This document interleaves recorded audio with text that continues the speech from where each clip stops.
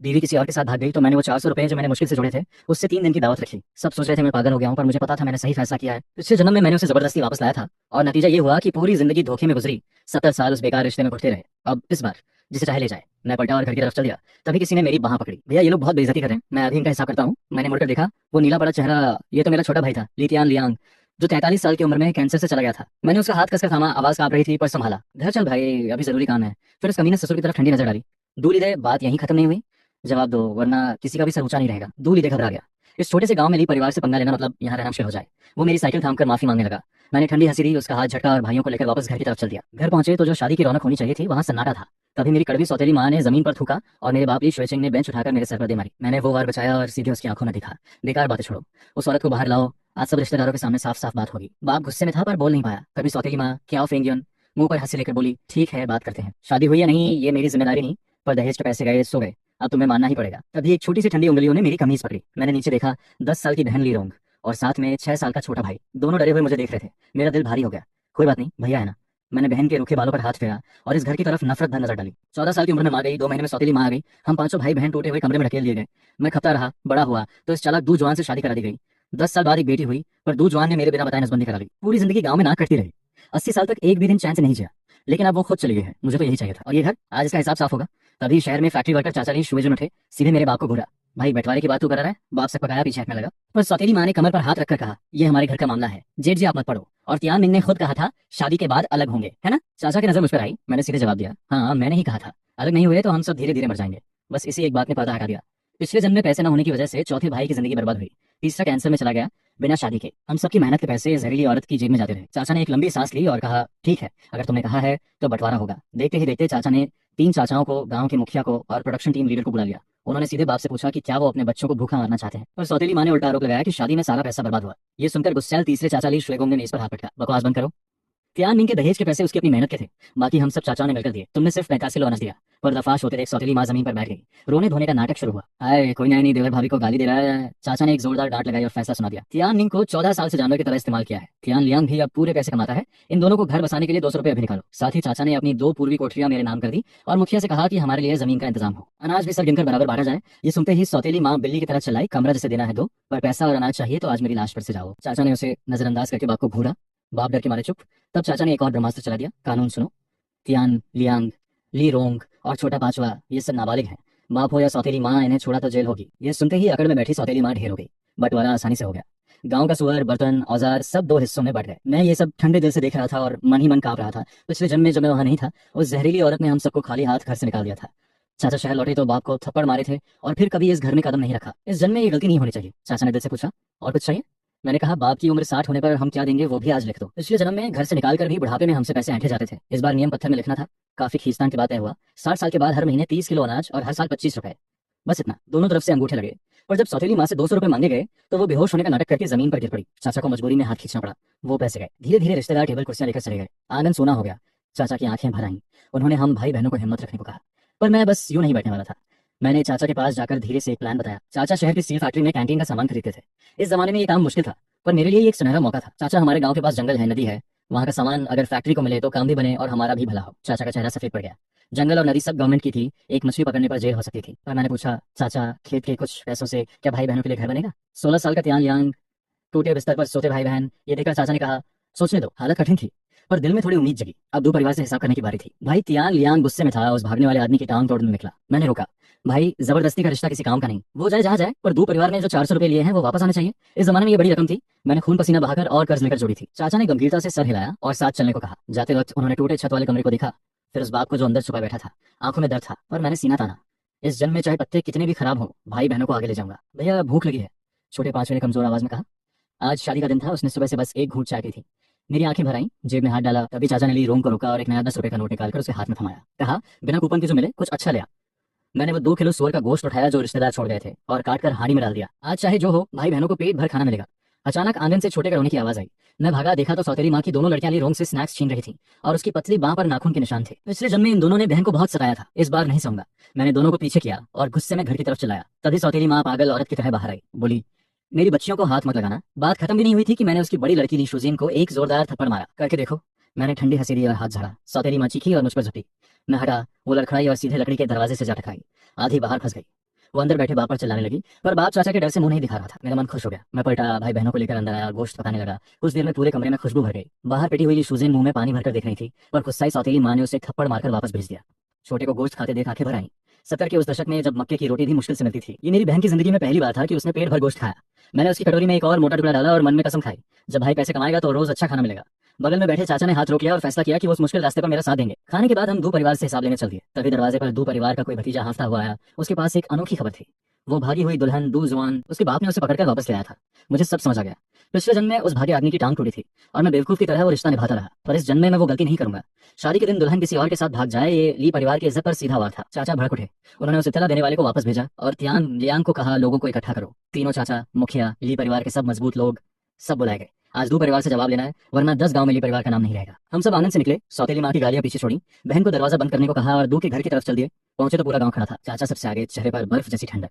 मुखिया थांग शूली श्वेचिंग पसीना पहुंचते हुए आए, डर रहे थे कहीं मारपीट न हो। पर चाचा ने सिर्फ दो के बंद दरवाजे की तरफ देखा और कहा, हम बात करने आए हैं, लड़ने नहीं। सबकी नजर मेरी तरफ आई। आज चाचा तुम्हारे साथ है। चाचा ने मेरे कंधे पर हाथ रखा। तीसरे और चौथे चाचा अपने भतीजों के साथ सामने आ गए। भतीजा तियान हुंग हाथ में मोटा डंडा लिए चलाया, एक बोलो बस घर की छत उड़ा देते हैं। पर चाचा ने उसे डांटा, डंडा रखो। चाचा को पता था अगर दो परिवार चोट लगी तो बाद में हमें ही परेशानी होगी। तभी प्रोडक्शन टीम का नेता भीड़ में घुसा। दूर लीडर का चेहरा लाल हो गया था, सर भी नहीं उठा रहा था। पर चाचा ने जरा भी नरमी नहीं दिखाई। उन्होंने ठंडे लहजे में कहा, घर के अंदर नहीं जाएंगे। यानी हम चाहते तो बहुत कुछ कर सकते थे, पर नहीं कर रहे, यही उनकी ताकत थी। दो लीडर का चेहरा और पीला पड़ गया। उसने हाथ हिलाया, किसी को उस लड़की को बाहर लाने को कहा। एक पल में एक बिखरी हुई शक्ल सामने आई, दोनों गाल सूजे हुए। पर मैंने पहचाना, यही थी वो दो जवान जिसने पिछले जन्म में मुझे पूरी उम्र ठगा। अब मेरे दिल में कोई हलचल नहीं थी, बस इसे जितना जल्दी हो दूर करना था। लड़की वापस ले आया, मारो या काटो जो चाहो करो। दूलीदे ने बड़े नटकी अंदाज में कहा, यही तरीका था। पिछले जन्म में इसी नाटक से मुझे शादी के लिए मजबूर किया था, पर इस बार चाचा उनके जाल में नहीं फंसे। चाचा ने सीधे झूठ पकड़ा। दूलीदे को लग रहा था रिश्ता रचाएगा, पर तीसरे चाचा ली शुदोंग ने आगे बढ़कर कहा, तेरी लड़की पूरे दिन किसी और मर्द के साथ रही, अब तू इसे मेरे भतीजे को देना चाहता है। आसपास खड़े लोगों में जोरदार ठाका लगा। दो जवान की मां पागल की तरह चाचा पर झपटी, पर दो लीडे ने उसे पकड़कर एक थप्पड़ मारकर अंदर भेज दिया। वो खुद डरा हुआ था। चाचा का एक इशारा और ली परिवार के सैकड़ों लोग उनका घर मिट्टी में मिला सकते थे। दो लीडे ने लड़की की इज्जत की कस्में खानी शुरू की, पर भीड़ हंसती रही। चाचा ने बकवास बंद करते हुए रिश्ता तोड़ने का ऐलान कर दिया और बात मेरे हाथ में छोड़ दी। मैंने जमीन पर बैठी दो जवान को ऊपर से देखा। अगर सच में नहीं आना था तो पहले बोल देती, मैं तो शुरू से यही चाहता था। मैंने वो सारा गुबार निकाला जो पिछले जन्म से जमा था। मम्मी पर नहीं बोली, दहेज पर नहीं बोली, कल रात भी एक खबर करती तो मैं जाने देता, पर तूने दो जवान की तो बोलती बंद थी। मैंने मौका देखा और सबके सामने कह दिया, जाओ खुश रहो, बस बाद में पछताना। पर दो लीडे एकदम उछल पड़ा। उसने मुझे दामाद बनाकर बुढ़ापा काटने का प्लान बना रखा था, इतनी आसानी से छोड़ता कैसे। वो भागकर अंदर गया, एक मोटी छड़ी लेकर आया और मेरे हाथ में थमाने लगा कि मैं खुद उसकी लड़की को मारूं। मैंने ठंडी हंसी दी और हट गया। वो खुद मारने लगा, पर चाचा ने उसे पकड़ लिया और कहा, अंदर जाओ, दरवाजा बंद करो। चाचा की बात खत्म भी नहीं हुई थी कि बाहर शोर मच गया। कुछ अनचाहे लोग आंगन में घुस आए। एक जानी पहचानी शक्ल मेरे पास से गुजरी और दो जवान को उठाकर गले लगा लिया। पांग बिंगशन। वो रात में भी मुझे पहचाना है। पिछले जन्म में इसी ने मेरी जिंदगी बर्बाद की थी। दो जवान की आंखें चमक उठी। दो लीडे घबराया, रिश्ता बचाने के लिए चिल्लाने लगा, कमीने। फिर उसने घर के भतीजे भांजों को इशारा किया कि पांग बिंगशन को पीट दो, पर उसके साथ आए एक आदमी ने रोका। चाचा ने भी हाथ उठाकर हमें दोनों तरफ अलग किया। दो परिवार का झगड़ा हमारा मामला नहीं, पर हमारा हिसाब होगा। चाचा ने बात किए बिना चौथे चाचा को इशारा किया। उन्होंने दहेज की पर्ची निकाली और दूली दे के मुंह पर रख दी। दूली दे को पता था गलती उसकी है, पूरे गांव के सामने बोल नहीं सका। चाचा ने सख्त लहजे में पूरे 400 रुपए वापस मांगे। यही पैसे थे जिनसे हम भाई बहन जिंदा रह सकते थे। चाचा 1 रुपया भी छोड़ने वाले नहीं थे। तभी दूली ने देखा कि दो जवान और पांग बिंगशन एक दूसरे से चिपके हैं। गुस्से में छड़ी उठाई और मारने लगा। दो जवान ने उस मार को खुद झेला, पांग को बचाया। फिर वो मुड़ी और दयनीय नजरों से मुझे देखने लगी। ली तियानमिंग, माफ कर दो, मुझे तुमसे कभी प्यार नहीं था। ये सुनकर आसपास खड़े लोग भड़क उठे। उसे खूब बुरा भला कहा।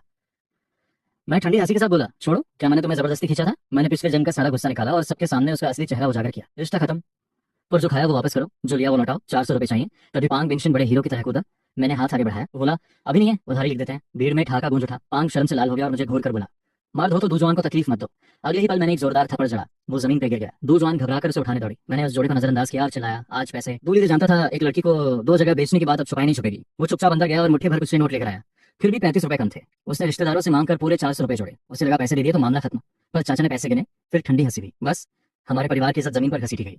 दावत पर खर्च किया वो कौन देगा? भीड़ भी भड़क उठी। चौथे चाचा ने 300 रुपए दावत का हर्जाना मांगा। दूली देकर रंग उड़ गया। तभी दुजवान की मां जमीन पर बैठकर रोने पीटने लगी, ये ली परिवार हमें मार डालेगा। पर चाचा ने उसकी तरफ देखा भी नहीं। उन्होंने आंगन के कोने में रखी अच्छी लकड़ी की बीम की तरफ इशारा किया। ऐसे नहीं तो ये ले जाते हैं। पहले समझ नहीं आया, फिर दिल भर आया।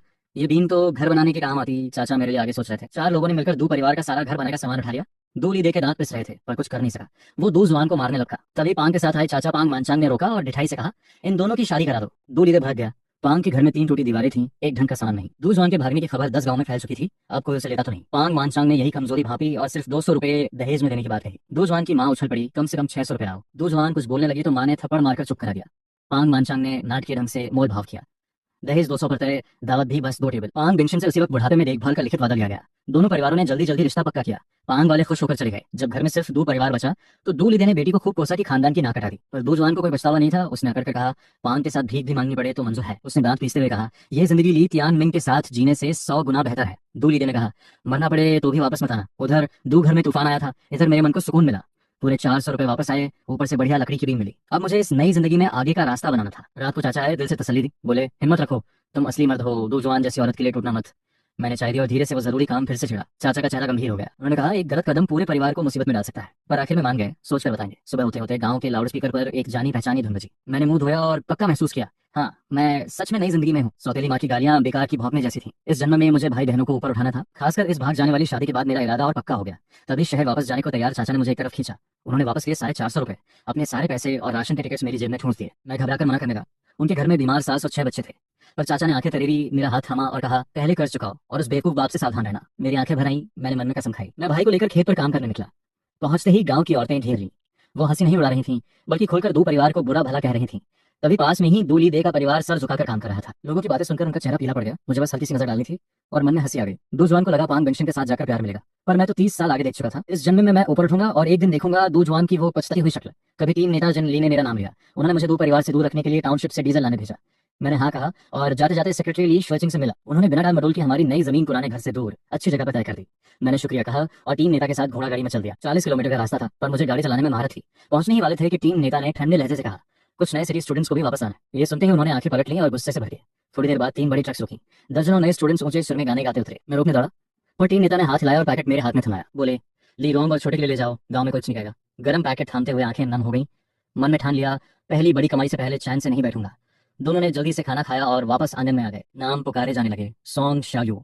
ये सुनते ही मेरा दिल धड़का। भीड़ में नजर गई तो एक नीले कपड़ों में सीधी सादी लड़की खड़ी थी। मैं उसके बारे में सब जानता था। 13 लड़कियों में से यही एक थी जो सच में गांव में बस गई और जिससे उसकी शादी हुई। वो मेरे परिवार का सबसे बेकार भाई था। वो 80 के दशक के अंत तक वहां फंसी रही। सोच ही रहा था कि टीम नेता की आवाज ने वापस खींचा, जा सामान उठाने में हाथ बढ़ा। मैं आगे बढ़ा और एक बड़ा बिस्तर उठाया।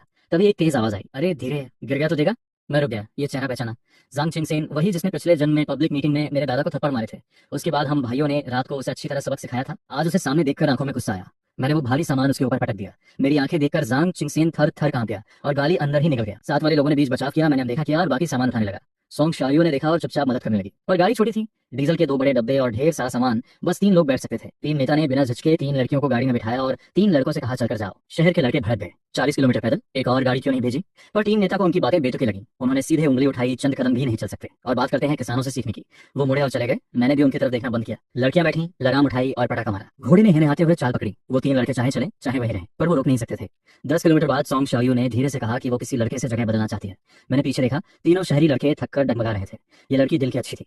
अगर खुद से आगे आ रही है तो मुझे रोकने का क्या काम? मैंने घोड़े को रोका। सोंग शायू कूद कर उतरी। बाकी 2 लड़कियां भी झिझकते हुए उतरी। जांग चिंगसेन और साथी हांफते हुए पहुंचे तो बैठ गए। रात होते होते गांव पहुंचे। सेक्रेटरी ली शुइचिंग ने एक झटपट स्वागत किया और अकाउंटेंट को कहा, सबको 100 किलो अनाज दो। बस यही साल भर का खाना था। लड़कियां देखकर घबराई, लड़के तो चेहरे से ही हरे पड़ गए। तभी सामान गाड़ी पर चढ़ाया गया। जांग चिंगसेन भी चढ़ने लगा। मैंने लगाम आड़ी कर दी। उतरो, पैदल चलो। उसे घूरा। पिछले जन्म में उसने 70 साल के बुजुर्ग पर हाथ उठाया था। ऐसे इंसान को मैं कभी बर्दाश्त नहीं करूंगा। जांग चिंगसेन थरथराया, गुस्सा पीकर पीछे हट गया। सेक्रेटरी ली शुइचिंग कुछ बोलने लगे, पर टीम नेता ने उन्हें एक तरफ खींचकर कान में कुछ कहा और वो चुप हो गए। ये औरत हमेशा से दिल की अच्छी थी, मेरे भाई बहनों के साथ तो और भी। मैंने बिना कुछ सोचे पीछे से हाथ घुमाया और सफेद आटे की मनों से भरा थैला सीधे उसकी गोद में फेंक दिया। बोला, भाई बहनों को खिला देना और जल्दी घर भेज देना। किसी के घर में राशन कहाँ फालतू होता है। जैसे ही उसने उस पूरे थैले को देखा, वो मुझे रोकने दौड़ी, लेकिन मैं पहले ही बड़े घोड़े को एड़ लगा चुका था और आंखों से ओझल हो गया। देखते ही देखते बैलगाड़ी ज्ञान केंद्र के दरवाजे पर आ रुकी। नॉलेज सेंटर का नेता शिजियान शे दौड़ता हुआ आ गया। सिगरेट थमाते हुए थोड़ी खुशामद भी की, जैसे मुझसे कुछ काम निकलवाना हो। मैंने सिगरेट लेकर वहीं फेंक दी और सीधे बोल दिया, 6 नए यूथ वर्कर्स आ रहे हैं। ये सुनकर शिजियान शे का मुंह खुला का खुला रह गया। यहाँ पहले से 13 लोग फंसे हुए थे और अब 6 और। सबसे बड़ी मुसीबत ये थी कि राशन था ही नहीं। इससे पहले कि वो रोना धोना शुरू करता, झांग चिंगसेन और उसके साथी भूख से हाल बेहाल लड़खड़ाते हुए आ गए। लेकिन सबसे हैरानी की बात यह रही, जो दिखने में सबसे कमजोर लगती थी वो सोंग शाओयू असल में सबसे ज्यादा टिकाऊ निकली। रात हो चुकी थी। मुझे उनके बिस्तर के झगड़े से कोई मतलब नहीं था। सामान पटका और घोड़े पर सवार होकर गांव के बनाई घर की तरफ चल दिया। घोड़े को ठीक से बांधकर अंधेरे में चलते हुए घर की तरफ बढ़ा। माँ, वो आ गया। यह आवाज सुनकर मेरे तन में आग लग गई। मैं 3 कदम में आंगन में घुस गया। एक नजर में देखा, पूर्वी कमरे में कोई अजीब सी रोशनी थी। तभी दरवाजा खुला और क्या फेंग यून छोटी तरह सीधे मेरे सामने आ गई। आम दिनों में तो ये औरत लड़ाई झगड़े पर उतारू रहती, लेकिन अभी मेरी आंखों में देखकर साफ घबरा गई। इधर उधर नजरें घुमाते हुए हकलाते हुए बोली, कोई नहीं था घर में तो देखने आई थी। मन में ठंडी हंसी आई। ये जहरीली औरत चाहती थी हम भाई बहन मर जाए और ये इतनी भलाई करेगी। मैंने उसे धकेलकर वापस कमरे में घुसाया। रोशनी में देखा तो आगे लग गई अंदर से। कमरे की अलमारी खुली पड़ी थी, कपड़े फर्श पर बिखरे थे, यहाँ तक कि चारपाई की दरी भी उल्टी पड़ी थी। मैंने दांत पीसते हुए ख्याओं के करीब जाकर कहा, मिला नहीं ना? चाहो तो मैं ढूंढने में मदद करूं? क्या का चेहरा सफेद पड़ गया और उसकी तिरछी आंखें खूंखार हो थी। मैंने उसकी नजरों की परवाह नहीं की। दरवाजे के बाहर कांप रही ली शू फेन की तरफ देखा, फिर उसके कान के पास जाकर एक ऐसी बात बोली जो उसकी जड़ें हिला दे। भले ही उन दोनों लड़कियों की परवाह न हो, पेट में जो है उसकी तो है ना। ये सुनकर क्या पर जैसे बिजली गिरी, 2 कदम पीछे हट गई और घबराकर पेट पर हाथ रख लिया। बोली, तुम्हें कैसे पता? टाइम कैलकुलेट करके मुझे पता था, अगले साल वो ली शुए चंग का बेटा जनने वाली थी। मैंने एक पल भी बर्बाद नहीं किया और सीधे धमकी दे दी, अगर मेरी बहनों को जरा भी तकलीफ दी तो पेट वाला ये काम भी नहीं होगा। इस जमाने में औरतें खेत में काम करते हुए मिसकैरेज और बच्चे की मौत आम बात थी। मुझे कोई डर नहीं था। खुलकर बोल दिया, पैसे सब मेरे पास हैं, एक पैसा भी नहीं छुएगा। इतना सुनकर क्या पूरी तरह टूट गई और लड़खड़ाते हुए मुख्य कमरे की तरफ भागी। अंदर से उसकी गुस्से में बेटी को कोसने की आवाजें आने लगी। मैं वो आवाजें सुनता रहा, फिर पलटकर उस बिखरे हुए कमरे को देखा और ठंडे मन से अंदर चला गया। अभी दीपक जला ही था और मैं बिखरा सामान समेटने लगा था कि ली त्यान लियांग दोनों बहनों को साथ लेकर कमरे में घुसाया। घर की हद देखकर त्यान लियांग की आंखें लाल हो गईं। जरूर उसी ने किया। ये चिल्लाते हुए उसने दरवाजे की सिटकनी उठा ली और क्या से हिसाब लेने लगा। मैंने उसे पीछे से खींच लिया। आज रात अगर वो गया तो खून खराबा होना तय था। धीरे से बोला, चेतावनी दे दी है, अब वो हिम्मत नहीं करेगी। त्यान लियांग ने दांत पीसते हुए बड़ी मुश्किल से कदम रोके, फिर पूछा, क्या वो हमारे कमरे में आई क्यों थी? मैंने ठंडी हंसी के साथ कहा, दहेज के पैसों के लिए। ये औरत जरूर गांव वालों से सुनकर आई थी और हमारे ना होने पर बेटी को पैर पर बैठाकर चोरी करने घुसी। ये सुनकर तियान लियांग और लीरोंग दोनों के चेहरे पीले पड़ गए। जब मैंने पट्टी ठोककर बताया कि पैसे मेरे पास हैं, तभी इन दोनों ने चैन की सांस ली। लेकिन मन में जानता था, क्या यहाँ नहीं रुकेगी, वो ईश्वर चंद को भेगी। उस खून चूसने वाले परिवार के साथ एक ही आंगन में रहना दम घोटने वाला था। नया घर बनाने का ख्याल उसी पल मन में पक्का हो गया। आज सारा कर्जा चुकाने के बाद जेब में 335 रुपए बचे थे। कुछ कच्चे कमरे तो बन सकते थे, लेकिन शहर में एक ईंट फैक्ट्री थी। ली शुए चिंग से एक चिट्ठी लिखवाना कोई मुश्किल काम नहीं था, लेकिन असलियत ने एक थप्पड़ मार दिया। 3 कमरे ठीक ठाक बनाने के लिए कम से कम 30,000 ईंटें चाहिए। एक ईंट 7 पैसे की, यानी 2,000 रुपए से ज्यादा। इतना पैसा कहाँ से आएगा? मैं सोच में डूबा था। तभी छोटी बहन शाओ ने मेरी बांह खींची और मासूमियत से पूछा, भैया घर में मांस कब मिलेगा? उन आंखों में जो तड़प थी वो देखकर दिल में जैसे सुई चुभ गई। ये रोंग जी ने शाओ की पीठ पर थपकी दी और सोने को कहा। शाओ रोने लगी। इस जमाने में कौन सा बच्चा मांस को तरसता नहीं था? कल ही तो मैंने कसम खाई थी इन्हें अच्छी जिंदगी दूंगा, और आज एक टुकड़ा मांस भी नहीं दे सकता। ये कैसा मर्द हूं मैं? मैंने पक्के लहजे में कहा, भैया कल मांस खिलाएगा। आधी रात को मैं चुपचाप उठा। त्यान लियांग की आंख तुरंत खुल गई। मैंने धीरे से कहा, सो जा। फिर दीवार के कोने में रखे कबाब के ढेर से 2 भारी भरकम जाल निकाले। ये वही थे जो बड़े पिघलाओ इस बात वाले जमाने में दादाजी ने जान पर खेलकर छुपाए थे। त्यान लियांग की आंखें चमक उठी और वो भी साथ चलने को उठा। मेरे पास बस यही उम्मीद थी कि ये पुराने जाल कुछ खरगोश फंसाएं। याद से पुराने गड्ढे तक पहुंचा, वो खाली था। झटपट नया जाल बिछाया, निशान लगाया और गहरे जंगल की तरफ बढ़ गया। वहां 2 पुराने खुबानी के पेड़ थे। फुर्ती से चढ़ा और 10-12 किलो जंगली खुबानी तोड़ लिए। कम से कम शाओ का मन तो बहलेगा। जेब भरकर उतरने ही लगा था कि अचानक झाड़ियों से एक रोंगटे खड़े कर देने वाली आवाज आई। चांद की रोशनी में देखा, पेड़ों की परछाई हिल रही थी और भारी रगड़ की आवाज थी। जंगली सुअर। दिमाग में जैसे धमाका हुआ। 3 चाचा के साथ शिकार पर गया था, तब से जानता था पेड़ से पीठ रगड़ने वाला सुअर कितना खतरनाक होता है। ये जानवर अकेले नहीं आते, झुंड में आते हैं। अगले ही पल 2 काली परछाई छोटे टैंक्स जैसी जंगल से निकली। चांद में देखते ही दिल बैठ गया। आगे वाला कम से कम 200 किलो का था। उसके सफेद दांत ऐसे थे कि एक झटके में पेट फाड़ दे। मैं जो एक पांव लटका चुका था वो वहीं रुक गया। लुढ़कते गिरते पेड़ की सबसे ऊंची शाखा पर चिपक गया। पेड़ को कसकर पकड़ा, सांस रोककर बैठा रहा। माथे से पसीना बह रहा था। सोचा अगर इन्होंने देख लिया तो आज हड्डी भी नहीं बचेगी। लेकिन किस्मत अच्छी थी, वो दोनों पानी पीने निकले थे। कुछ देर पेड़ के नीचे घूमकर वापस जंगल में चले गए। जब आवाज पूरी तरह बंद हुई तब जाकर मैंने लंबी सांस ली। पेड़ से उतरा और मन में सोचा, काश विलेज कमेटी की मशीन गन होती, इन दोनों को वहीं ढेर कर देता। एक पल भी वहां रुकने का मन नहीं था। सुअर चालाक होते हैं, कहीं पलट कर ना आ जाए। वापस आते हुए जाल चेक किया और सच में एक मोटा खरगोश फंसा था। मैंने झट से उसकी गर्दन मरोड़ी। 4 किलो के करीब था। शाम को कल दे सकूंगा। खाल काम की नहीं थी, इसलिए खरगोश थैले में डाला और चलने लगा। तभी पीछे से एक ठंडी सिहरन रीढ़ में दौड़ गई और इटने का मौका भी नहीं मिला। बॉडी ने खुद को आगे फेंक दिया और मैं कीचड़ में लोटपोट हो गया। धड़ाम की जोरदार आवाज से कान फटे। ऊपर देखा तो एक काला रोएदार सुअर जहां मैं खड़ा था उस पेड़ में धंसा पड़ा था। रोंगटे खड़े हो गए। पहले वाला था ये, एक बार चूका तो दूसरी बार सीधे मुझ पर चढ़ा, लेकिन 2 कदम में ही वो सुअर सीधे मेरे खोदे हुए गड्ढे में जा गिरा। मैंने राहत की सांस लेकर एक बड़ा पत्थर उठाया और गड्ढे में दे मारा। एक से मन नहीं भरा, दूसरा और बड़ा पत्थर उठाया और फिर मारा। कई बार मारने के बाद गड्ढे से आवाजें बंद हो गई। मैं कीचड़ में धम्म से बैठ गया और हाँफते हुए ठंडी हवा पीता रहा। यार अभी नया जंगली एक दिन भी नहीं हुआ था और जान जाते जाते बची। ये जानवर 400 किलो से कम नहीं था और दांत मौत की तरह चमक रहे थे। इस भूखे जमाने में ये जानवर खूब पला पोसा था। लगता था झुंड से बिछड़ गया था। बाहर वालों से बचाने के लिए मैंने जल्दी से कुछ टहनियां तोड़कर गड्ढा ढक दिया। लकड़ी की जरूरत नहीं थी।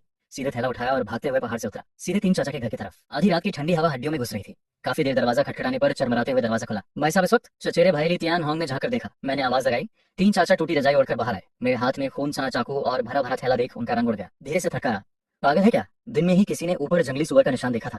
3 चाचा को तियान होंग को साथ लेकर रस्सी और डंडा लाने को बोला। मैंने उन्हें रोका नहीं। थैला चूल्हे पर पटका। चाचा ने हैरानी से पूछा, क्या हुआ? 400 किलो का जंगली सुअर मेरे गड्ढे में गिर गया। ये सुनकर चाचा जैसे बिजली से छू गए। चचेरे भाई तियान शेंग और कुछ बहनें भी कपड़े पहनकर उठाई। सब उत्साह में आंखें फाड़े हुए थे। तियान होंग उनके साथ भी जाने को मचल रहा था, लेकिन 3 चाचा की एक नजर ने सबको जगह पर जड़ दिया। हम तीनों औजार लेकर चांद की रोशनी में वापस पहाड़ पर चढ़े। टहनियां हटाई। गड्ढे में बेजान पड़ा विशाल जानवर देखकर चाचा की सांस रुक गई। उन्होंने ऊपर नीचे देखा और पूछा, चोट तो नहीं लगी? मैंने सपाट लहजे में कहा, सब बच गया। चाचा ने डांटा, आगे से रात को पहाड़ पर मत जाना, तेरे पीछे 3-3 भूखे मुंह हैं। फिर हमने बाहें चढ़ाई और खींचना शुरू किया। मेरे जन्म के बाद ये बॉडी सच में ताकतवर थी। 400 किलो का वो जानवर हमें भारी नहीं लगा, लेकिन इसे गांव तक पहुंचाना आसान नहीं था। 3 चाचा सोच में पड़ गए। पहाड़ पर जो शिकार करे वो उसका होता है, ये पुराना नियम है। लेकिन इस भूख के जमाने में 400 किलो मांस एक बड़ी मुसीबत भी बन सकता था। अकेले खाने की कोशिश की तो पूरा गांव थूक से डुबो देगा। थोड़ा अपने घर रखो, बाकी सब गांव को दे दो। ली शुई चिंग को डिसाइड करने दो। ये सुनकर तीन चाचा ने तारीफ की। इस तरह न सिर्फ नाम होगा बल्कि गांव वाले भी हाथ खाली नहीं छोड़ेंगे। हम रात के अंधेरे में उसे घर तक ले आए। तीन चाची ने मुझे ऊपर नीचे देखकर एक छोटी सी खरोच देखी और तब जाकर चैन की सांस ली। चचेरी बहनें उस मांस के ढेर को देखकर पागल हो रही थी। मेरी शादी में घर ने जो मांस रखा था वो सब चाची ने अनाज के बदले दे दिया था, तो ये बच्चे बहुत दिनों से तरस रहे थे। हमने रात भर पानी गर्म करके बाल साफ किए, आंखें लाल हो गई। सुबह आसमान में हल्की लाली आई, तब जाकर सुअर साफ हुआ। मैंने चाकू उठाया और सबसे मोटे हिस्से से 30 किलो से ज्यादा मांस अलग किया। बोला, तीन चाचा, ये मांस चार चाचा के घर मत जाना, इसे आज हम दोनों घर मिलकर पकाएंगे। ये कोई कठोरता नहीं थी, पूरे गांव को पता था उस जहरीली सौतेली माँ ने इन सालों में हम भाई बहनों के साथ क्या किया था। मेरा स्वभाव ही ऐसा था, दुश्मन को माफ करने की कोई आदत नहीं थी। तीन चाचा ने सिर हिलाया। घर के सभी लोगों की नजरें उस लाल सफेद मांस के ढेर पर टिकी थीं। इस भूख के दौर में थोड़ी सी चर्बी छूना भी किस्मत की बात थी। लगभग सुबह हो चुकी थी। मैंने तीन चाचा से इजाजत ली और चलने लगा। तीन चाची ने थैला लेने की याद दिलाई, लेकिन मैंने हाथ हिला दिया। जाते जाते जेब से 2 मुट्ठी जंगली खुबानी निकाल कर रख दी, बाकी सब शाओलियन और चचे बहनों के लिए छोड़ दिया। तीन चाचा और तीन चाची मुझे दरवाजे तक छोड़ने आए और पीछे से बोलते रहे कि मैं कितना नेक दिल हूं। सोच रहे थे कि इस शादी वाले झंझट से मेरी जिंदगी बर्बाद ना हो, मुझे कोई अच्छी लड़की मिलनी चाहिए। लेकिन मेरे दिमाग में अभी एक बड़ी बात कौन गई थी। मैं घर न जाकर वापस पहाड़ की तरफ मुड़ गया। पिछले जन्म में गांव में सबसे ज्यादा आगे बढ़ा था मली जी। उसने चुपचाप कहीं से खूब पैसे कमाए थे और सबसे पहले 8 कमरों का पक्का घर बनाया था। बाद में अफवाह फैली कि उसे पहाड़ पर एक घड़ा सोना मिला था। हजारों साल पुरानी एक शाही कब्र की खुदाई के बाद यह अफवाह सच साबित हुई।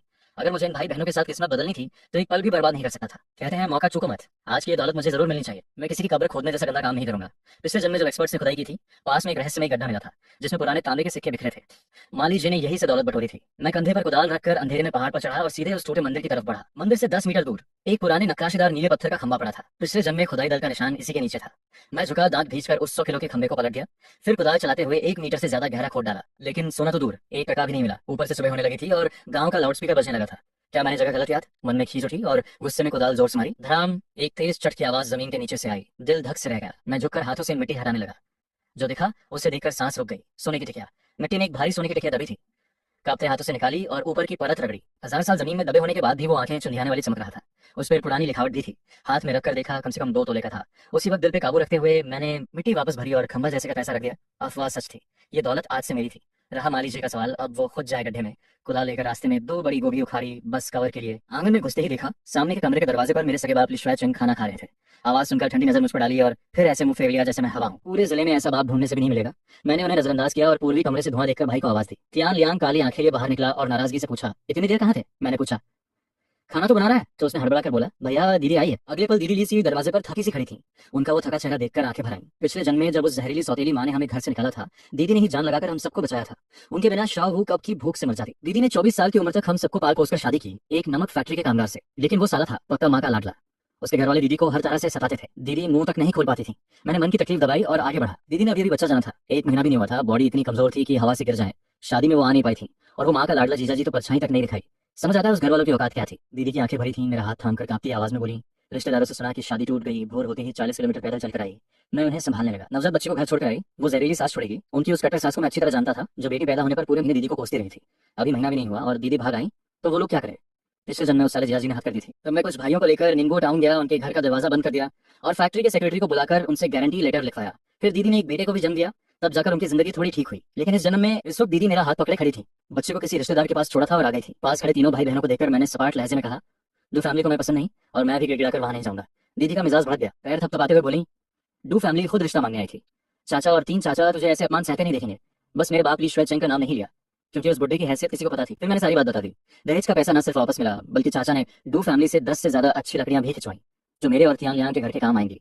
फिर भी दीदी का मन नहीं माना। आंखें लाल करके बोली, 10 गांव में एक जवान लड़के को इस तरह सबके सामने ठुकराया जाए तो बाद में कहां मुंह दिखाएगा। मेरे मन में था, डू फैमिली से पंगा लेने में डर नहीं था, लेकिन विलेज हेड श्वे चिंग ने हमेशा हम भाई बहनों का साथ दिया था। उनके घर को इस झगड़े में बीच में डालना ठीक नहीं था। दीदी ये सुनकर चुप हो गई। फिर आंखें पोंछकर बोली, हम इतनी अच्छी जिंदगी जिएंगे कि उन्हें जलन होगी। तभी दीदी ने बात बदलते हुए पूछा, घर बंटवारा कैसे हो गया? तियान लियांग तुरंत भड़क गया, नहीं बांटते तो सौतेली माँ की गुलामी करनी पड़ती। दीदी ने उसे घूरा।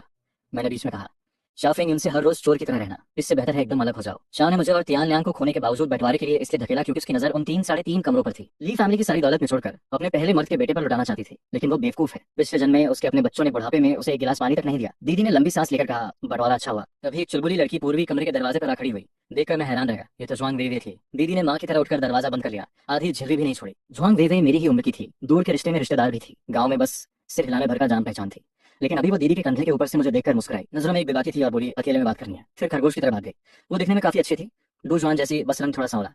उसे जाते देखकर दीदी ने दरवाजा बंद किया और मुझे शक की नजर से देखा। दीदी को लगा मेरे और ज्वांग वेवे के बीच कुछ चक्कर था जिससे डू फैमिली ने रिश्ता तोड़ा। मुझे बेगुनाही में जोर की हंसी आ गई। असल में दीदी की घबराहट की वजह ज्वांग वेवे की माँ थी, जिसकी बदनामी 10 गांव तक फैली थी। उसका उपनाम था पूरे गांव को ढकने वाली।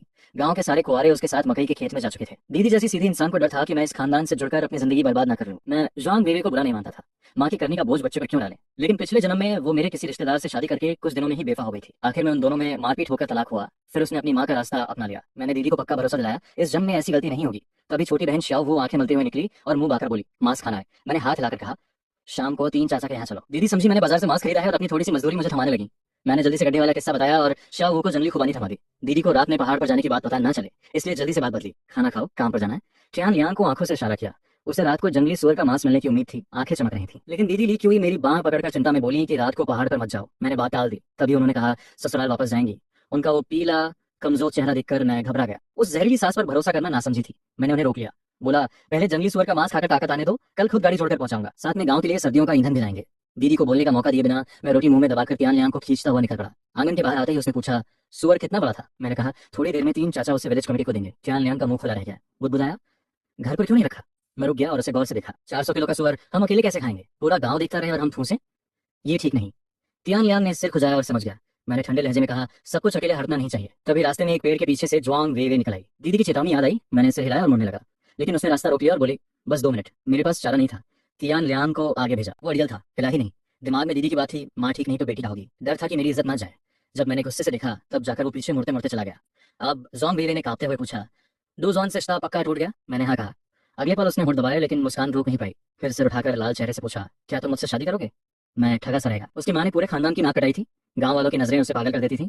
वो बस कोई सहारा ढूंढ रही थी। जब सुना था मैं डू बुआन से शादी करूंगा तो उसे जलन हुई थी। अब डू बुआन के भाग जाने पर वो दौड़ी आई थी। मेरे चुप रहने पर उसकी उम्मीद गुस्से और निराशा में बदल गई। उसने दांत पीसकर पूछा, क्या तुम भी मुझसे नफरत करते हो? क्या मेरी माँ की वजह से? भले ही मुझे पता था वो आगे क्या बनेगी, उसे बुरा कहना ठीक नहीं था।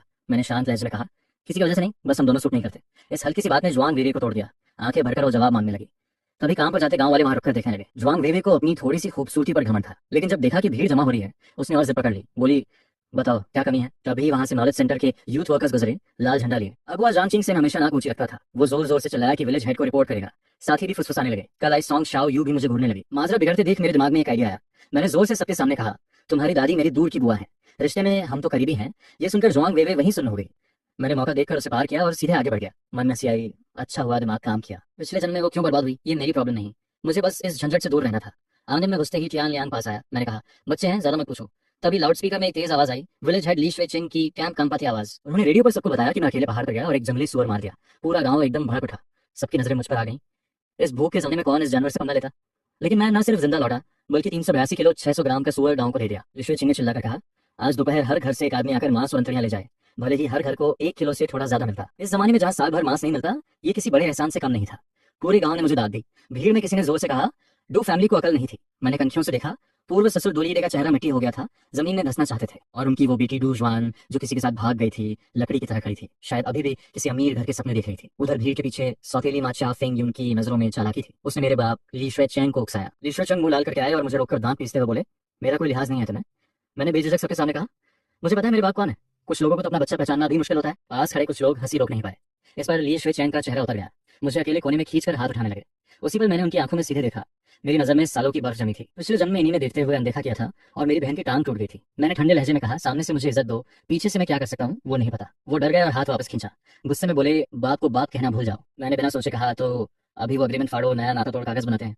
वो हक्के बक्के रह गए। वो बुड्ढा मुझसे और तियान लियांग से बुढ़ापे की सेवा चाहता था, नाता तोड़ने की हिम्मत उसमें थी ही नहीं। वो गुस्से में बात बदलते हुए मुझसे पूछने लगा कि सैकड़ों किलो का जंगली सुअर मारा तो पहले उसे क्यों नहीं दिया। मैंने ठंडी हंसी हंसी और सीधे उसकी बात काटी, हम तो कब के अलग हो चुके हैं।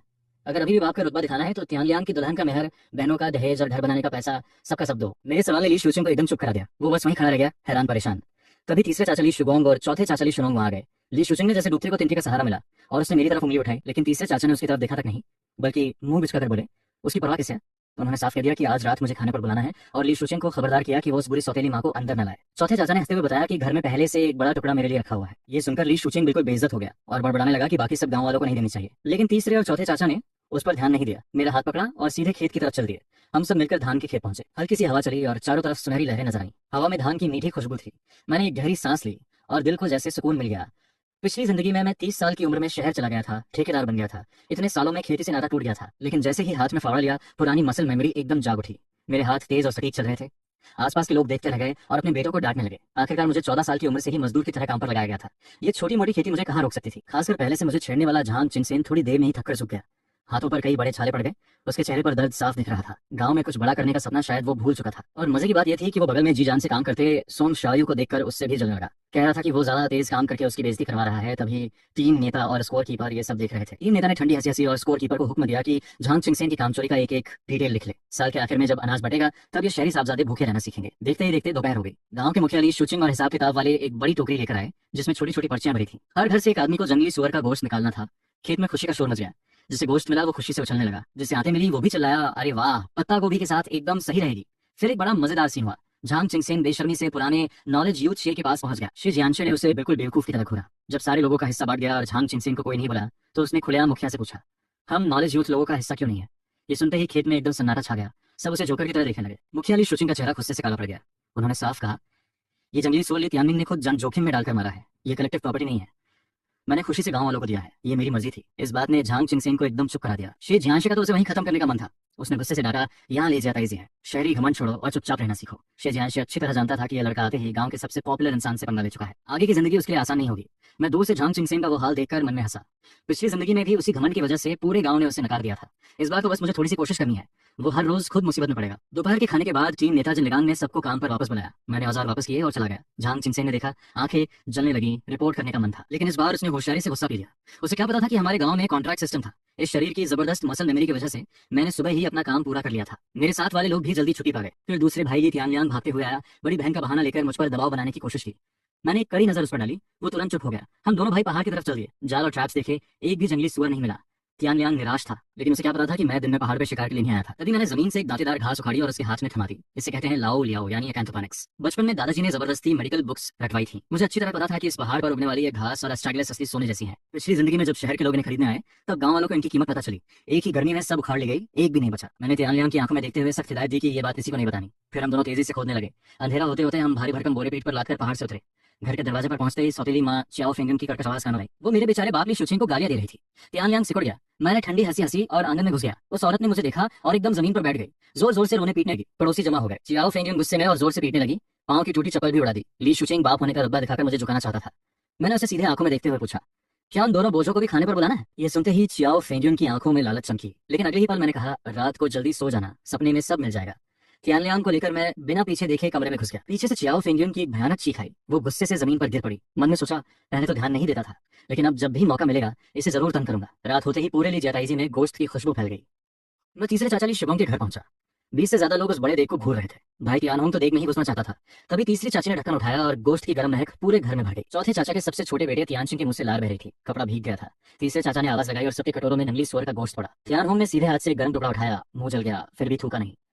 तभी चौथे चाचा ने बड़े प्यार से शराब की बोतल निकाली। ये किसी मरीज के घर वाले ने दी थी। आज हाथ पीने वाले थे बस मैं, तीसरे चाचा, चौथे चाचा, भाई तियानलियांग और चौथे चाचा के बड़े बेटे तियान हुई। मैंने एक घूंट में शराब उतार ली। गले में आग लगी और सीधे पेट तक पहुंची।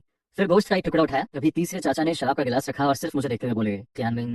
उन्होंने खाने की तरफ देखा और एक लंबी सांस ली। वो बेचारा तेरा बाप आज भी आने की हिम्मत नहीं कर पाया। अगर वो चियाओ को छोड़कर आ जाता तो आज रात चारपाई पर भी नहीं चढ़ पाता। मैंने ठंडे चेहरे से बात काटी। चाचा से कहा उसका जिक्र न करे। चौथे चाचा ने एक मोटा टुकड़ा छोटे के कटोरे में डाला और फिर मुझे देखते हुए चिताया कि रात को पहाड़ पर जाना खतरनाक है। मैंने बेमन से टाल दिया। उन्हें भरोसा हुआ और बात वहीं रुक गई। वो खाना बड़ा यादगार रहा। पेट भरने के बाद तीसरे चाचा ने तख्ते पर रखे 3 किलो गोश्त की तरफ इशारा किया और कहा कि गांव के मुखिया ली शुचिंग को दे आओ। पिछली जिंदगी में मेरा अड़ियल दिमाग ये कभी न करता, लेकिन अब समझ आ रही थी गांव के हर काम में उनकी जरूरत पड़ती है। मैंने बिना सोचे गोश्त उठाया और सीधे गांव के दक्षिण छोर की तरफ चल दिया। मुखिया आंगन में बेंच ठीक कर रहे थे। मुझे देखते ही मुस्कुराए।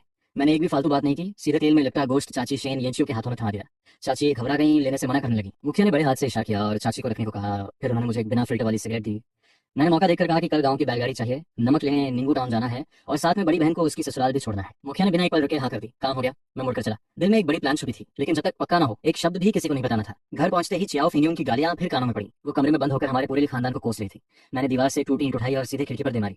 धड़ाम की आवाज हुई और चियाओ फेंगियों एकदम चुप हो गई, जैसे किसी ने गला दबा दिया हो। बाप भी दरवाजे पर बैठा था, मुंह खुला रह गया। मैंने अंधेरी खिड़की की तरफ देखते हुए दांत पीस कर कहा, अगर फिर से ही खानदान को कोसा तो छोड़ूंगा नहीं। पहले वो चिल्ला देती, लेकिन आज एक आवाज नहीं आई।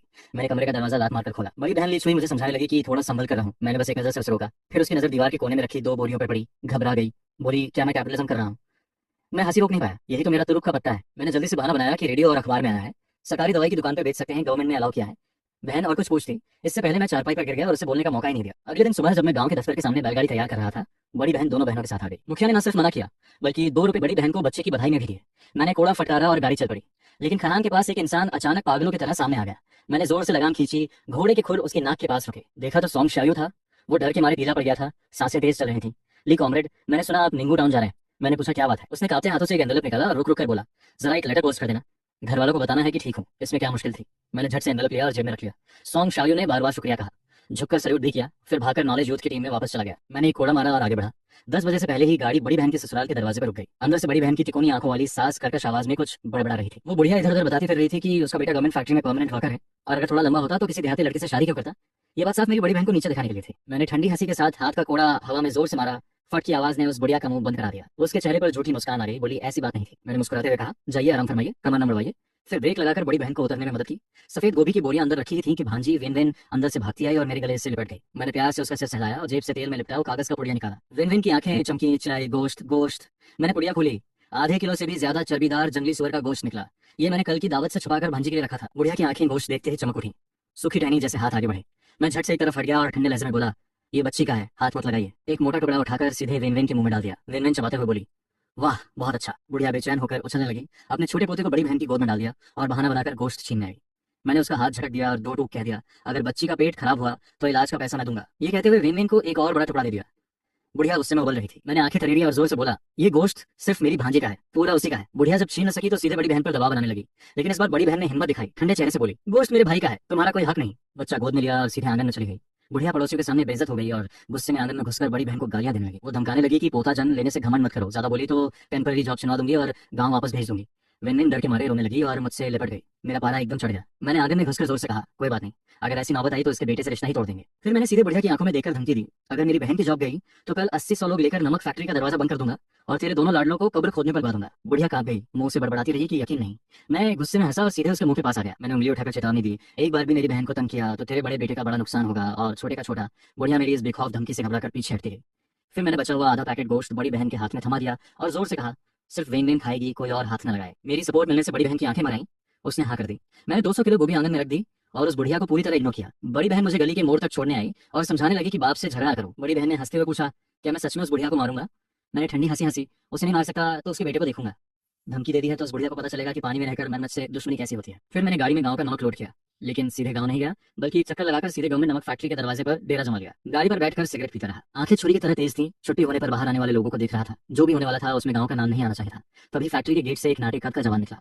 दरबान से हंसी मजाक करता हुआ, आंखें इधर उधर घुमाता हुआ, आखिर उसकी नजर मुझ पर टिक गई। मैंने गेट पर खड़े उस नाटे से मटोल इंसान को पहचान लिया। यही था मेरा कायर जीजा लियो मिंगहाई। अगर बड़ी बहन ने हम छोटों की देखभाल में अपनी शादी निकाली होती तो उसकी खूबसूरती को देखते हुए इस 5 फुट से भी छोटे इंसान की क्या हैसियत थी। मैंने सिगरेट फेंकी और सीधे गाड़ी से कूदकर उसकी तरफ बढ़ा। लियो मिंगहाई का रंग फक पड़ गया, वो पीछे हटने लगा। मैंने हंसते हुए कहा, जीजा जी मुझे देखकर भाग रहे हो। मैं आगे बढ़ा और उसकी गर्दन पकड़ ली। वो मुर्गे की तरफ फड़फड़ाने लगा, लेकिन मेरी पकड़ से निकल नहीं पाया। पहले की बात थी जब मैं आदमी लेकर यहाँ आया था, तब से वो मुझे देखकर बिल्ली देख चूहे की तरह भागता था। मैंने कहा, चलो एक तरफ चलकर बातें करते हैं, और उसे खींचते हुए फैक्ट्री एरिया से बाहर ले आया। मैंने जानबूझकर दरबान से पूछा, यहाँ से आगे कंपनी का एरिया है क्या। दरबान हैरान खड़ा था। उत्तर मिलने से पहले ही मैं मुट्ठी बांधी और लियो मिन्हाई के मुंह पर एक जोरदार घूंसा लग गया। धप की आवाज के साथ वो कई कदम पीछे गया और धड़ाम से गिरा। आउच आउच की चीखें सुनकर मेरे मन में और आग लगी। बड़ी बहन उस बुढ़िया का जुल्म चुपचाप सहती है, ये सोचकर मैं और भड़क गया और उस पर और मुख्य बसाने लगा। वो जमीन पर लौटकर माफी मांगने लगा। दरबान घबरा गया और दौड़ कर रोकने आया। बोला, आगे तो जान चली जाएगी। मैंने ठंडे से आस की और रुक गया। कपड़े झाड़े और जोर से बोला, बेफिक्र रहिए, जान नहीं जाएगी, ये मेरे जीजाजी हैं। दरबान की आंखें फटी रह गई। वो दोनों आंखों पर नील लिए सिर झुकाए खड़ा था। मैं उसके कान के पास झुका और दांत पीसकर बोला, ये हमारा असल में तेरी माँ की थी, लेकिन मैं बूढ़ी औरत पर हाथ नहीं उठाता। तो उसका बेटा है तो तू ही सहेग। लियो मिंगहाई को एकदम समझ आ गया। मैंने पूछा, माँ की जगह पिटना बुरा लगा। वो थरथर कांप रहा था। नहीं, बुरा नहीं लगा। मैंने उसकी आंखों में घूरते हुए कहा, तो आगे से ध्यान रखना, जब भी तेरी माँ मेरी बहन को तंग करे, मुझे खबर मिली तो तू तैयार रहना। लियो मिंगहाई जमीन पर बैठा बेहोश सा था। दरबान भी अब सब समझ गया था और उसे देखकर बस यही सोच रहा था। मजा आया। मैं गाड़ी पर बैठा, कोड़ा मारा और आगे बढ़ गया। मन में सोचा, बड़ी बहन अगर सच में नहीं निप पाई तो छोड़ दे, एक टेम्पररी जॉब, कोई बड़ी बात नहीं। फिर मैंने गाड़ी सीधे शहर की तरफ मोड़ी। शहर पहुंचते पहुंचते शाम ढलने लगी थी। भूखे पेट सीधे गवर्नमेंट दवाई की दुकान के सामने एक गाड़ी रोकी। अंदर घुसते ही तीखी जड़ी बूटी की खुशबू आई। मैं काउंटर के पास गया और झपकी ले रहे एक बुजुर्ग के सामने की जड़ें पटक दी। बोला, जरा देखिए ये क्या है।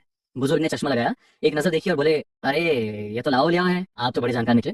मेरा दिल मजबूत हो गया। उन्होंने मेरी देहाती पोशाक देखी और पूछा कि दवाइयों की जानकारी कहाँ से मिली। मैंने कहा, खानदानी है। क्या आपने तान लिये का नाम सुना है। मैंने दादाजी का नाम लिया। बुजुर्ग की आंखों में चमक आ गई। वो एकदम सीधे खड़े हो गए और बोले, बहुत अच्छी चीज़ है, वो तुरंत पीछे गए और मैनेजर ये को ले आए। मैनेजर ने अच्छे से जांचा और तुरंत बोला सब खरीद लेंगे। फिर उन्होंने जो प्राइस बताई उससे मेरा दिल जोर से धड़का। 1 किलो का दाम 5 रुपए 55 पैसे। मैंने खुशी को अंदर दबाया। पहाड़ पर ये बेकार घास तो जानवर भी नहीं खाते थे, और मैं पूरे 60 किलो लाया था, यानी 33 रुपए। उस जमाने में अच्छे से अच्छा सुअर का गोश्त 8 रुपए 85 पैसे किलो था। 2 किलो इस घास की कमाई से 1 किलो मोटा गोश्त आता। मैं खुशी दबाते हुए मैनेजर से पूछा कि अगर पहले प्रोसेस करके लाए तो क्या दाम मिलेंगे। मैनेजर ने एक उंगली उठाई, 1 रुपए 5 पैसे। मन में हंसी आई। 5 पैसे ज्यादा तो मिलते, लेकिन अगर गाँव में प्रोसेस शुरू किया तो 3 दिन में पूरा गांव पहाड़ पर चढ़ जाएगा और वो पहाड़ की पूरी दौलत खत्म हो जाएगी। फिर मैं पीछे गया, तराजू पे रखा, पूरे 63 किलो निकले। 33 रुपए 66 पैसे सीधे मेरे हाथ में आए। ये मेरी नई जिंदगी की पहली कमाई थी, अपनी समझदारी से कमाई। फिर मैं बिना देर किए सामने की जनरल स्टोर में घुस गया। जब बाहर निकला तो हाथ में ढेर सारे पैकेट थे और जेब काफी हल्की हो चुकी थी। फिर मैंने गाड़ी सीधे शहर के स्टील फैक्ट्री के वर्कर्स क्वार्टर्स की तरफ मोड़ी। तभी याद आया कि जेब में नॉलेज यूथ सॉन्ग शाओयू का लेटर अभी भी है। काफी ढूंढा, पोस्ट बॉक्स नहीं मिला। लेटर पर जो एड्रेस था वो सिर्फ 2 गलियां दूर निकला। मैंने सोचा निकी कर दरिया में डाल, सीधे पहुंचा देते हैं। क्या कोई बता सकता है नए जमाने में गांव गई सोंग शायू का घर कहाँ है? पड़ोसियों की मदद से मैंने गाड़ी गली के खंभे से बांधी। आगे बढ़कर लाल रंग की पुरानी लकड़ी के दरवाजे पर दस्तक दी। ठक ठक ठक। अंदर से एक बच्चा गोद में लिए अधेड़ उम्र की औरत निकली। मैंने कहा मैं ली जियादाइजी से हूँ, सोंग शाओयू हमारे गाँव में है। ये सुनते ही उसका रंग उड़ गया, आवाज कांपने लगी। क्या मेरी बच्ची को कुछ हो गया? मैंने जल्दी से समझाया, घबराइए नहीं, मैं शहर आया था तो उसने खत दिया था, खुशखबरी है। सोंग माँ ने झट से लेटर लिया और चैन की सांस ली। वो मुझे अंदर बुलाने लगी। तभी एक स्टील फैक्ट्री की वर्दी में जवान अंदर आया। बच्चा गोद में लिया, उसकी आंखें चोर की तरह मुझ पर टिक गई। सोंग माँ ने मेरा परिचय दिया, लेकिन उस लड़के का रवैया और बिगड़ गया। उसने ऊपर नीचे देखते हुए पूछा, तू मेरी बहन को क्यों जानता है? लेटर क्यों लाया? मैं एकदम हैरान रह गया। यानी भलाई करने पर दुश्मनी मिली। मुझे उस पागल से बात करने में कोई इंटरेस्ट नहीं था। सोंग माँ को अलविदा कहा और मुड़ा, लेकिन उसने रास्ता रोक लिया।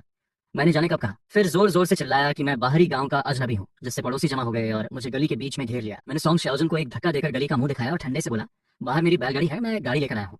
अगर उसके हाथ में बच्चा नहीं होता तो मैं उसे एक लात में उड़ा देता, लेकिन उसने बच्चा सोंग माँ को थमाया और आस्तीन चढ़ाकर झगड़े पर उतराया। सोंग माँ एकदम बीच में आ गई और अपने बेटे पर चिल्लाई, तेरी बहन खुद गाँव गई है, अब क्या चिंता है तुझे? मैंने उसकी बात में कुछ और सुना। सोंग माँ ने मेरा हाथ पकड़ा और गली से बाहर खींच लाई। माफ करना बेटा, ये सब घर की तंगी का नतीजा है। फिर वो रोते रोते सब बताने लगी। सोंग के पिता पहले ही गुजर चुके थे। बड़े भाई सोंग शाओजुन की शादी हो गई थी। उसकी बीवी घर छोटा पड़ने का रोना रोकर नाबालिग बहन को निकालने पर तुली थी। और सबसे बड़ी बात, सोंग माँ के पास एक रिटायरमेंट रिप्लेसमेंट कोटा था, जिससे बेटी को शहर में रख सकती थी, लेकिन उन्होंने अनजान बनकर बेटी को जबरदस्ती गाँव भेज दिया। अब मुझे पूरी बात समझ आ गई। सोंग शाओजुन इसलिए नहीं भड़का था कि बहन की परवाह थी, वो बस डरा हुआ था कि बहन वापस आकर कहीं घर और नौकरी न छीने। मैं मन में ठंडे से हंसा। सोंग माँ ने गिड़गिड़ा कर कहा, बेटा गाँव में शाओयू का ख्याल रखना। मैंने इस चालाक बुढ़िया को ऊपर से नीचे तक देखा। खुद अपनी बेटी को तबाह किया, अब मुझसे उम्मीद रख रहे हो? मेरा कुछ लेना देना नहीं। मैंने कहा मैंने बस रास्ते में लेटर पहुंचाया, बाकी आप सोंग शाओयू से खुद बात करें। मैंने ठंडे लहजे में यही कहा, लगाम खोली, उछलकर गाड़ी पर चढ़ा और बिना पीछे देखे कोड़ा फटकार कर आगे बढ़ गया। सोंग माँ वहीं खड़ी रह गई, शर्मिंदा। उन्होंने कांपते हाथों से लेटर खोला। पहली ही लाइन पढ़ते ही जैसे एक जोरदार तमाचा लगा। माँ मैं तुमसे नाराज नहीं। ये पढ़कर मुझे भी लगा कि उस लड़की को पूरे घर की चाल पता थी। और दुख भरी बात ये थी कि पिछली जिंदगी में इस लड़की की शादी मेरे सबसे निकम्मे भाई से हो गई थी। वो हरामखोर घर में बैठा रहता था और सोंग शाओयू अकेले सब कुछ संभालती थी। 80 के दशक के आखिर में जाकर उसकी जिंदगी संवरी। उस घर का कुआं बहुत गहरा था, लेकिन ये मामला मेरा नहीं था। अभी मुझे एक बड़ा काम करना था। शाम के वक्त मैंने गाड़ी स्टील फैक्ट्री के वर्कर्स क्वार्टर्स के पास रोकी और छुट्टी होने का इंतजार किया। तभी मेरी बड़ी चाची यिन चियाओजेन नजर आई। वो काफी देर तक मुझे पहचानती रही, फिर हाथ से माथा मारते हुए बोली, अरे क्या नहीं है, इतना बड़ा हो गया। इस जमाने में शहरी लोग देहाती रिश्तेदारों से डरते थे कि कहीं मान में ना आए, लेकिन मेरी ये चाची दिल की अच्छी थी। उन्होंने मेरा हाथ पकड़ा और जिद की कि घर चलकर लाल मांस खाओ। वो बेझिझक मेरी नमक गाड़ी पर बैठ गई। थोड़ी देर में गाड़ी एक 3 मंजिला इमारत के सामने रुकी। पड़ोस की औरतें झांकने लगी। तभी मैंने तिरपाल हटाई और नीचे उतारा पूरे 30 किलो से ज्यादा सफेद गोभी। आसपास के लोगों की आंखें फटी रह गई।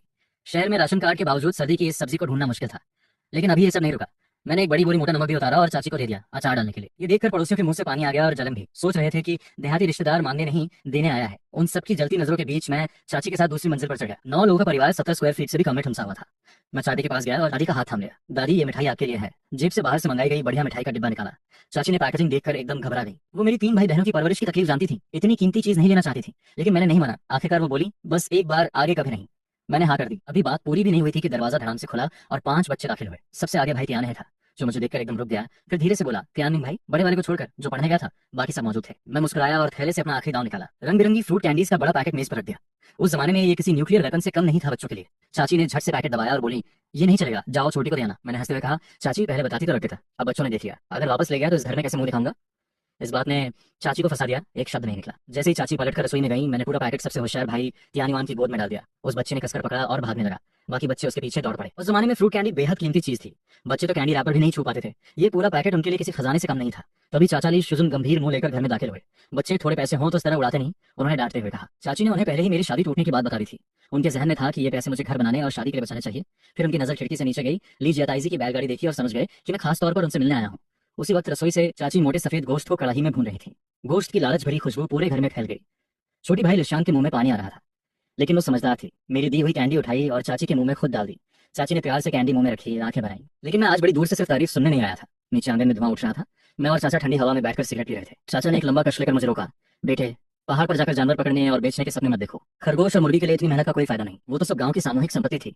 अगर किसी ने चुपके से मछली पकड़कर काला बाजार में बेची तो पकड़े जाने पर खैर नहीं थी, लेकिन उन्हें क्या पता था मेरी भूख उनके अंदाजे से 1000 गुना ज्यादा थी। मैंने बिना झिझके उनकी आंखों में आंखें डाली, होठों पर हल्की सी मुस्कान लाया और बोला, ताऊ जी, अगर गांव मिलकर बेचे तो। ताऊ जी का सिगरेट थमा हाथ एकदम कांप गया और वो हक्के बक्के होकर वहीं खड़े रह गए। मैंने एक पल भी नहीं रुका और अपना पूरा प्लान सामने रख दिया। हमारे लीज जताईजी गांव की झील से हर साल टनों मछलियां निकलती हैं। पहले एक तय कोटा पर सस्ते दाम में सरकारी डिपार्टमेंट को बेचते थे। बचा हुआ माल गांव में ही सड़ जाता था या आपस में बांट लेते थे। मैं उसी एक्स्ट्रा माल की बात कर रहा हूँ। गांव के नाम पर सीधे स्टील फैक्ट्री को बेचते हैं। ये सुनते ही ताऊ जी एकदम जम गए। उनकी पोस्ट भले ही अच्छी दिखती हो, लेकिन लॉजिस्टिक्स डिपार्टमेंट के हेड के तौर पर वो रोज फैक्ट्री के हैवी ड्यूटी मजदूरों की गालियां सुनते थे। खाने में ढंग का मीट नहीं तो मजदूरों में ताकत कहां से आएगी, और अगर प्रोडक्शन टारगेट मिस हुआ तो ऊपर तक जवाबदेही आएगी उनकी जॉब की जाती। बस इतना सुनते ही ताऊ जी की सांसें तेज हो गई। अगर एक्स्ट्रा माल मिल जाए तो मजदूरों का पेट भी भरेगा और गांव की भी अच्छी कमाई होगी। लेकिन वो हमेशा से डरपोक थे। बड़ी मुश्किल से बोले, भरोसा है तुम्हें?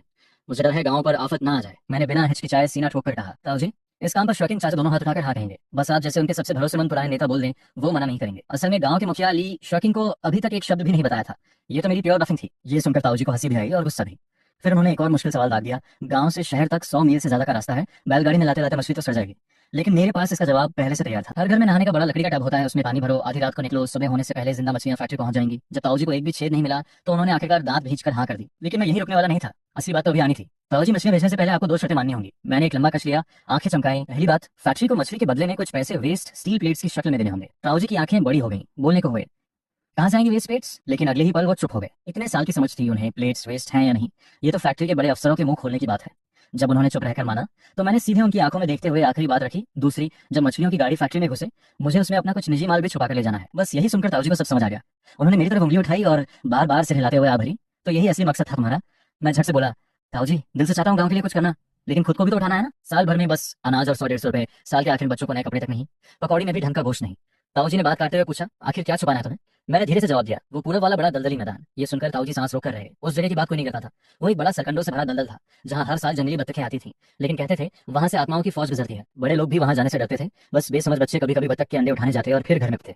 डर नहीं लगता? ताऊ जी ने आंखें गड़ाकर पूछा। मैं ठंडा हंसा, जो मरकर वापस आ गया उससे क्या डर। तभी ताई ने खाने के लिए आवाज लगाई। मुड़कर देखा, 5 छोटे भाई बहन पहले से ही उस चमकते हुए रेड ब्रेस पॉक की बोल को आंखें फाड़ फाड़ कर देख रहे थे। शाम 7 बजे के करीब पेट भरकर खाने के बाद मैं रात को ही गांव वापस जाने की तैयारी करने लगा। ताई ने बाहर का अंधेरा देखकर रोकने की कोशिश की, रात रुकने को कहा, लेकिन मुझे तियानयांग और श्याओलॉन्ग की चिंता थी, रुक नहीं सका। ताऊ जी ने बिना कुछ कहे पुराने कपड़ों की एक बड़ी गठरी गाड़ी में डाल दी, भाइयों के उतारे हुए, लेकिन उस जमाने में भी कीमती थे। मैं लेना नहीं चाहता था, लेकिन ताई की लाल आंखें देखकर मन नहीं कर पाया। गठरी लेकर एक जोर का चाबुक मारा, गाड़ी तेजी से आगे बढ़ गई। और उधर ताऊ जी ने पक्का ऐलान कर दिया, आगे से इस घर का सबसे काबिल बंदा यही है, यहाँ तक कि अपने बेटे टियानमेन को भी इससे सीखना होगा। ताई ने यह सुना, कुछ नहीं बोली, चुपचाप कोट पहनकर हॉस्पिटल की नाइट ड्यूटी पर निकल गई। अब मैं चांद की रोशनी में तेजी से गाड़ी हाँकता रहा। गांव के दफ्तर के आंगन में पहुंचा तो रात का 1 बज चुका था। तभी एक धुंधली रोशनी जली। मुखिया ली स्ट्रेचिंग हाथ में लालटेन लिए भागते हुए बाहर आए। उनकी आंखें लाल थीं, चेहरे पर थकान साफ दिख रही थी। आमतौर पर निंग टाउन से शाम तक लौट आते थे, लेकिन मैं पूरा दिन गायब रहा था। वो घर भी नहीं गए थे, बस गाड़ी जोतकर मुझे ढूंढने निकलने ही वाले थे। चाचा, अच्छा हुआ आप मिल गए, एक बड़ी बात करनी है। उनके कुछ बोलने से पहले ही मैंने उनका हाथ पकड़ा और अंदर ले गया। ली स्ट्रेचिंग हक्का बक्का हो गए। बैठकर सोचने लगे कि मैं शायद 2 परिवार के रिश्ता तोड़ने वाली बात करने आया हूँ। लेकिन मैंने सीधे एक भारी सवाल दागा, चाचा, पिछले साल काउंटी के सरकारी विभाग ने हमसे कितनी मछलियां ली और हमने पकड़ी कितनी? बस यही सुनते ही ली स्ट्रेचिंग आग बबूला हो गए। बोले, पूरे गांव ने ठंड में महीना भर जाने लगाई, 6000 किलो से ज्यादा मछलियां निकाली, लेकिन सरकारी आदमियों ने कोटा की आड़ लेकर सिर्फ 5000 किलो उठाए। बाकी या तो सड़ गई या वापस पानी में फेंकनी पड़ी। उन्हें गुस्से में बड़बड़ाते देखकर मैं उनके पास आया और धीरे से बोला, चाचा, आज मैं ताऊ जी से मिलकर आया हूँ। फिर मैंने स्टील फैक्ट्री को डायरेक्टली मछली बेचने का पूरा प्लान उनके सामने रख दिया। ये सुनकर ली शोटिंग का दिमाग घूम गया। गांव की मछलियां फैक्ट्री को बेचना, अगर ये ऊपर तक गया तो मुखिया की कुर्सी जहाँ छोटी बात है, जेल हो सकती है। ली शोटिंग घबराकर हाथ हिलाने लगे। मुझे पहले से पता था ये होगा। मैंने झट से मेज पर हाथ मारकर उन्हें समझाया, हम गांव के नाम पर बेच रहे हैं, सीधे फैक्ट्री से डील है, एक पैसा किसी की जेब में नहीं जाएगा। इसमें गलत क्या है? ली शोटिंग सुनते सुनते सिर हिलाते रहे, लेकिन मन में अभी भी डर था। उन्होंने पूछा, ताऊ जी का क्या रुख है? उस दौर में वो एक जरा सी गलती से भी पूरे गांव को बचाकर चलते थे। ताऊ जी ने हाँ कहा है। मैंने एक ही शब्द में जवाब दिया। ये सुनते ही ली श्वेकिंग की आंखों में झिझक की जगह एक जिद्दी चमक आ गई। उन्हें बड़ी पॉलिसीज की समझ नहीं थी, लेकिन साल के आखिर में गांव के बच्चों को थोड़ा ज्यादा गोश्त दिलाने की चाहत उनसे ज्यादा किसे थी। ठीक है टियानमिंग, बता क्या करना है? पूरे गांव का मुखिया मुझसे प्लान मांग रहा था। मैंने बिना देर किए सब कुछ बता दिया। हार्वेस्ट से पहले एक बार चुपके से ट्राई करना होगा। कल से घर घर जाकर नहाने के बड़े कप इकट्ठे करो, कुछ भरोसेमंद मर्दों को तैयार रखो, शाम होते ही पानी में उतरो, मछलियां पकड़ो और रात को ही शहर पहुंचाओ। जिंदा मछलियां चाहिए और फैक्ट्री से एक ऑफिशियल रिसीट लेकर आना, बड़ी रेड सील वाली। अगर कोई सरकारी विभाग पूछे तो उन्हें फैक्ट्री से डायरेक्टली लड़ने दो। ये हमसे उन्हीं से लड़वा वाली चाल सुनकर ली श्वेकिंग ने जोर से जांग पर हाथ मारा और जोर से बोले, शाबाश, मुझे जैसे नोटों के बंडल सामने दिखने लगे। ली श्वेकिंग इतने खुश हुए कि कहने लगे, जब ये काम हो जाएगा तो जिस दो परिवार ने रिश्ता तोड़ा वो पछताएगा जरूर।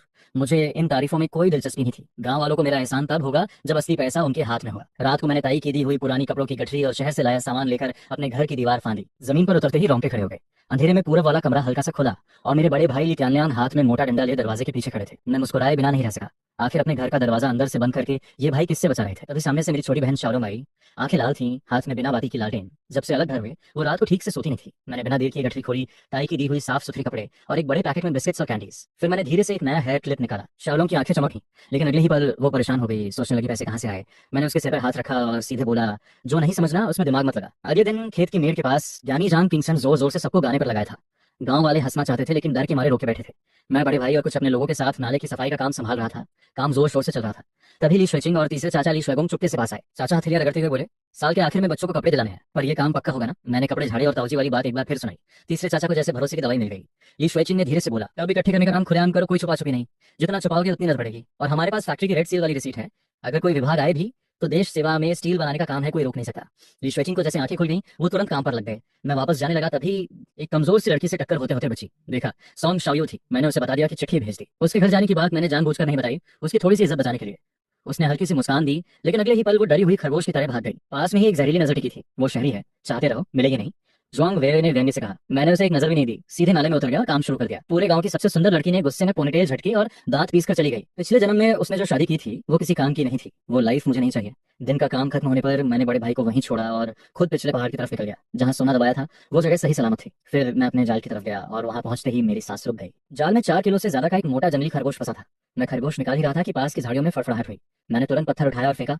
एक लाल भूरे रंग का मोटा जंगली मुर्गा वहां गिरा पड़ा था। मैंने झाड़ियां हटाकर ध्यान से देखा। दिल की धड़कन तेज हो गई। ये तो वो जड़ी बूटी थी जिसके बारे में कहते हैं मरे को भी जला दे। पिछले जन्म में पहाड़ पर दशकों घूमा, कभी नहीं मिली और आज अचानक सामने आ गई।